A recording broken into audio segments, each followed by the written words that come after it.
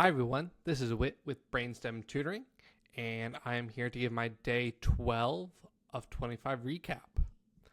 Again, this is now in chronological order, so start off the morning with my 40-minute walk. I'm still reading Vanished Kingdoms. We are talking about all the Gaelic, Celtic, Welsh, Britannic, all the clans on the British Isles on the rock probably before the Norman conquest. And that's what we're going over. Or that's what I'm listening to. We're not going over it. And then before taking the practice test I was scheduled to take today, I was feeling still iffy about inequalities. I still think I'm not super strong at them. I tried to find some practice questions to complete, and I actually ended up using ChatGPT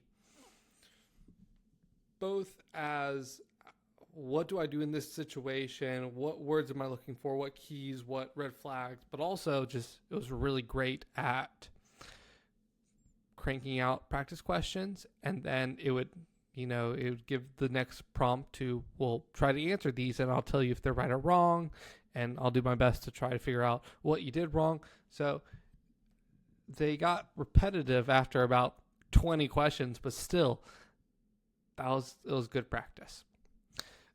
That led into me taking my second full-length practice test.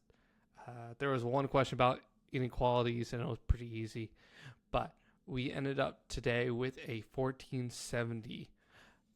How do I feel about this? I feel really good about the math. And if you've been listening to the recaps, I've mostly been focusing on math this past week. That would be a 760 would be the highest I would have ever gotten on the math section for the SAT.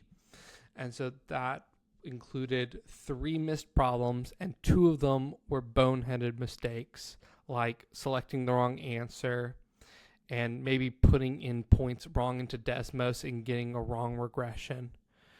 And then there was one question on the math exam or math portion that in the moment, I literally had no idea what to do. I now understand. I thought about afterwards. It was a question about if there was a graph of a circle and this was one point and there's another point and the 2 points make a 90-degree angle on the circle, what must be the length of the hypotenuse of the right triangle? And I had no idea what to do. But now with the special triangles, 45, 45, 90 skill or thought, I could have gotten it right. Unfortunately, I'm not happy with that reading and writing score. I ended up missing one standard English convention question, which I am sad about. But what really came to pass was a problem with time management. The first practice test I took, I was able to complete the hard module with a couple minutes left over. This time I was rushing for that second English module.